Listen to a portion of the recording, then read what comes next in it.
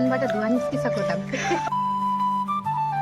Hello साथीहरू, welcome my video. म सङ्गीता, मेरो च्यानलमा हजुरहरूलाई स्वागत छ। कहाँ कुन ठाउँबाट हेर्दै हुनुहुन्छ साथीहरू?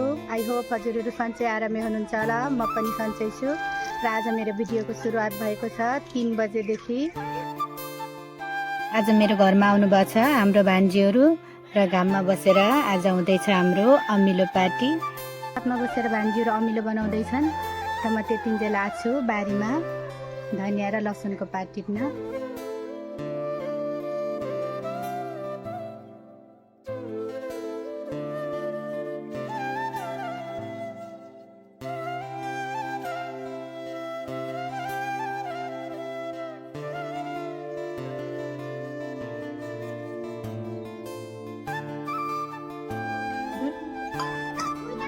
पिरो कतिको खाने हो?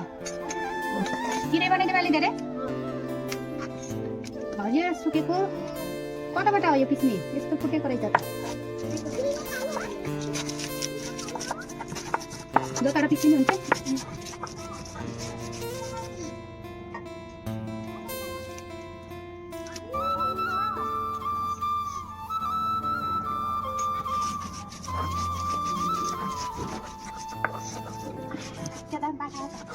कस्तो मिठो बास्ना आयो।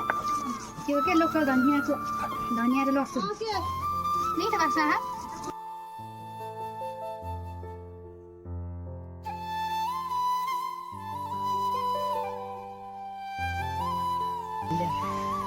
अमिलो मेरो भान्जीहरूले कलाएर राखिसक्यो। कति धेरै पानी आएको छ यसैको।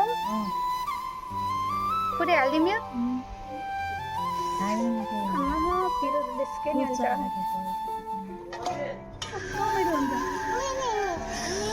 देख्दा पनि खाउ खाउ लाग्ने भइसक्यो हाम्रो अमिलो। अमिलो खाना चाहिँ साथी भसी बल्ल हुन्छ क्या, एक्लै खाना। भान्जीहरू लाजाले क्यामेराको पछाडि पछाडि गहन साथीहरू, तर कुनै दिन म अगाडि ल्याउँछु पक्कै। पहिला अमिलो खान।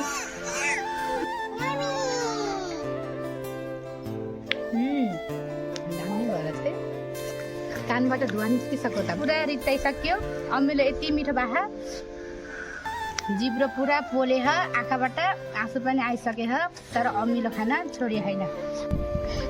सो अमिलो त खाइसके साथीहरू। अमिलो एकदम मिठो भएको थियो, साथै पिरो पनि। जिब्रो एकदम पोलेको भएर मैले मगाएको छु है रसभरी। अमिलो खाएर एकछिन घाममा कुरा गरेर बस्यौँ र भान्जीहरू पनि घर गइसके र माछु कुटो ल्याएर बारीमा एकछिन मेरो आज बारीमा काम छ अरू। थोरै ठाउँमा मुला रोपेको थिएँ, मुला सबै छिप्पिसकेको छ। यो सबै मुला उखालेर यो ठाउँमा अरू तरकारी लगाउँछु फेरि।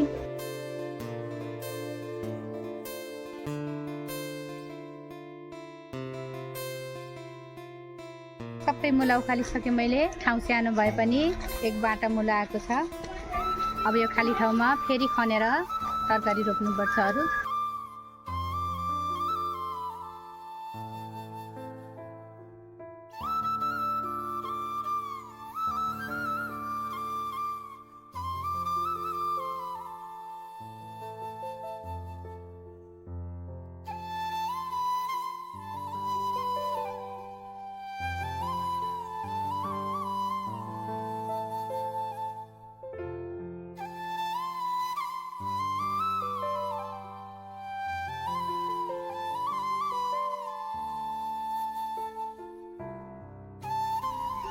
मुला उखालेको ठाउँमा खनेर पालक छरिदिइसकेको छु मैले।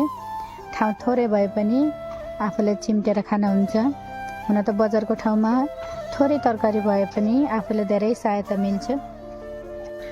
आजको यताको काम पनि सकियो र अहिले साँझको 5 बजिसकेको छ साथीहरू। देख्न सक्नुहुन्छ घाम पनि माथि माथि पुगेको छ र अब रातिको खाना बनाउने बेला पनि भइसक्न लाग्यो र आजको यो भिडियो म यहीँसम्म राख्छु। आजको भिडियो कस्तो लाग्यो हजुरलाई? भिडियो मन परे भिडियोलाई एक लाइक गरी च्यानललाई सब्स्क्राइब पनि गर्न नबिर्सिनु होला। भेटौँला अर्को भिडियोमा। By by.